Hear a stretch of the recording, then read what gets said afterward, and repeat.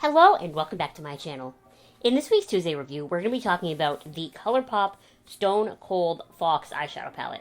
Now, I had been considering buying this palette for a very long time because it's right up my alley. It's very light, cool tones.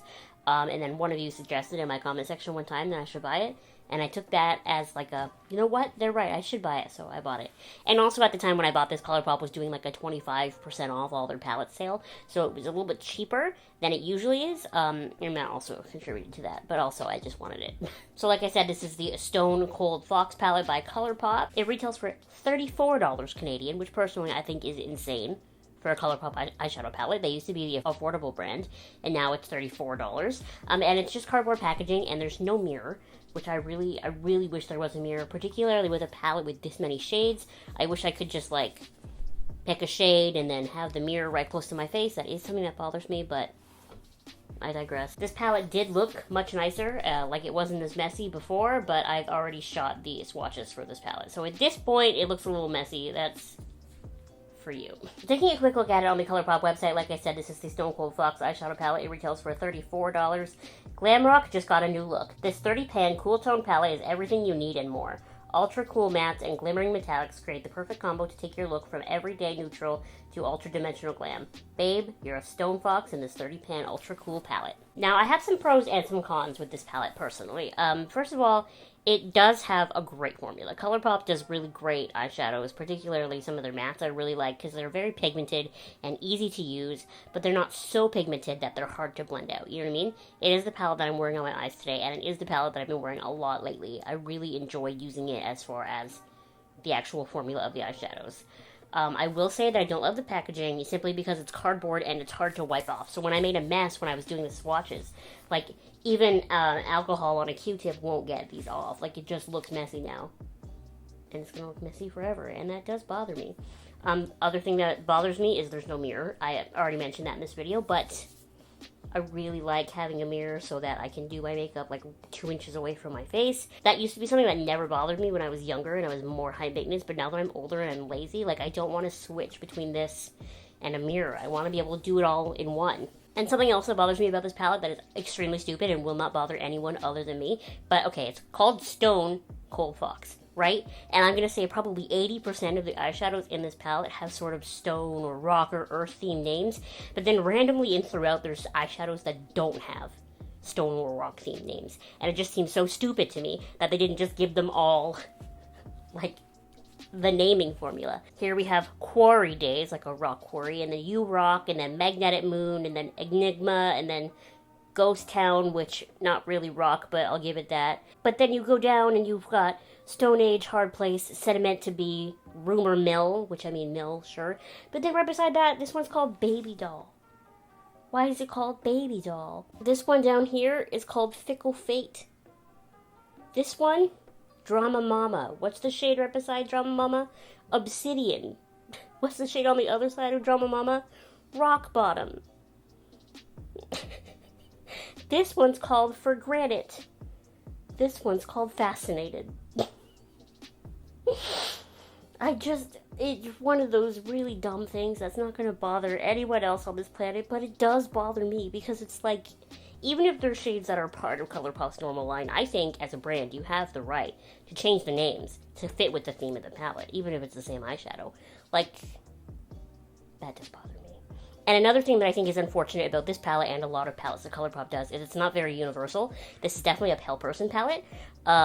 If you have skin darker than me, or especially significantly darker than me, most of these shades are going to look super ashy if they even like really show up on your skin tone, because they are so light and they don't have that sort of vibrance to them. Now maybe these sort of light cool tones aren't meant for people with super dark skin anyway, and you might have to just go for more like straight up purples if your skin is that dark and you want to go for more of a cool tone.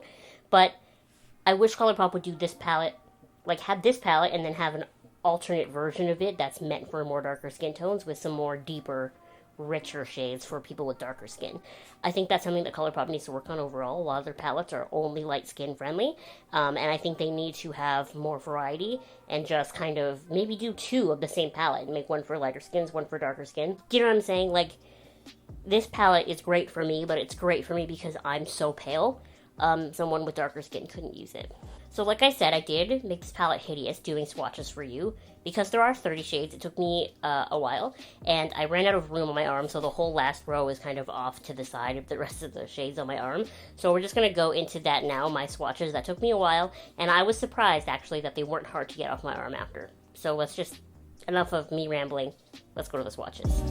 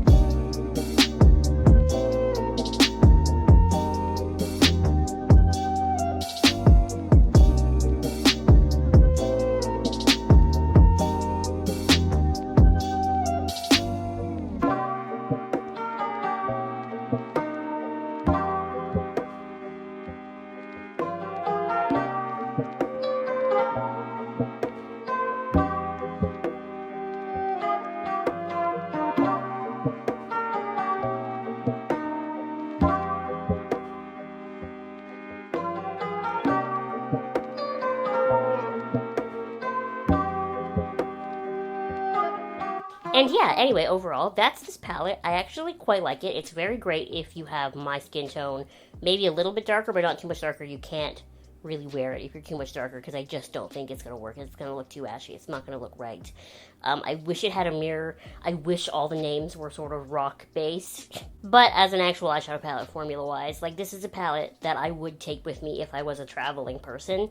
I would be annoyed about it not having a mirror, but I like all the shades. I wear them all the time. It's great. There's just like little nitpicky things that I don't like. And the price, of course. I mentioned that earlier and I haven't mentioned it since. $34 seems extreme for a ColourPop palette. Especially when, like, based on the pictures and stuff online, I thought it was bigger than this. Not that I want it bigger. I actually prefer that it's a little bit smaller. It seems like it'll fit in my drawers or whatever easier. But I thought it was bigger. So I was like, well, $34 if it's a big, like, the Jaclyn Hill Morphe palette. Like, if it's that big, then that makes sense. But this is a small palette, and it's ColourPop, and there's no mirror. Like, I really feel like ColourPop is trying me with that price tag. But overall, those are my thoughts on the ColourPop Stone Cold Fox eyeshadow palette. I do really like it. It really works for me and my style and my life, but I understand how it might not work for everyone, and I wish it had a mirror. And I wish it was cheaper. Thank you so much for watching this video. Make sure to give it a thumbs up.